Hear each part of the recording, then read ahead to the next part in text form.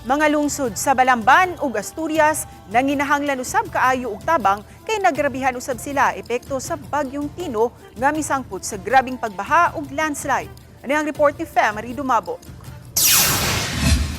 Karong buntag, nagpatabang sa Cebu Provincial Capital kining iski chairman sa Barangay Bayong sa lungsod sa Balamban nga si Rogelio Son Jr.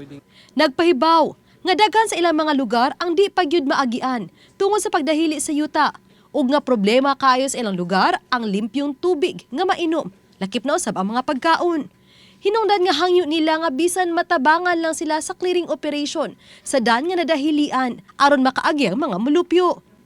Sa kuha nga video sa iski chairman sa laing barangay, makita ang pipila kabahin sa bukid sa Balamban nga midahili ug mitabon sa mga daan sa Cebu Trans-Central Highway. Nadahilian usab ang ubang mga balay.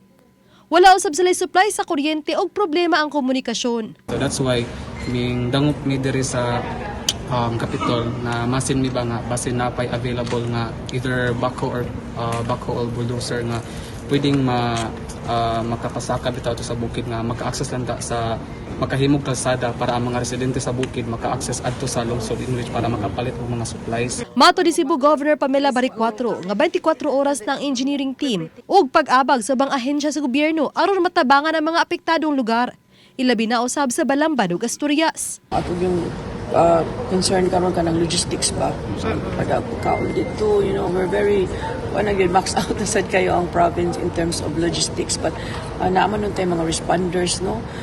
So daghan sa guys, that's why we urge the private sector also, to those charitable individuals na to help sa tabang sa tao kanang unta mo magpakaon ta sa atong mga kauban na igsuon diri sa Subo karon. Samtang mga biktima sa baha sa Talisay City ang nanawagan usab og tabang pinaagi sa pagbitbit nining placard. Di nag-una nilang pangayo og tabang ang alang sa ilang mga sininang masulob, mga sleeping kits ug bisan hygiene kits, pagkaon ug tubig. Sanina habol niya nasakit pa yung ko intahon, wa pa ko naayo. Naabutan ko sa bagyo. Wa din may kaldero og kanang saninas kong anak man. Wa na lagi may madawdaw sa mua. Dabaan mi diri. Naguba pa jud ang balay. Samtang gipang kuha na sa mga sakop sa City Toda ang mga sakinan nga gipang anod tungod sa grabing baha. Nakaali kini sa mga sudlunong dapit sa dakbayan. Dihang mihubas na ang baha. Usa kini sa gitumbok nga nakalangay sa gihimo nilang pagresponde.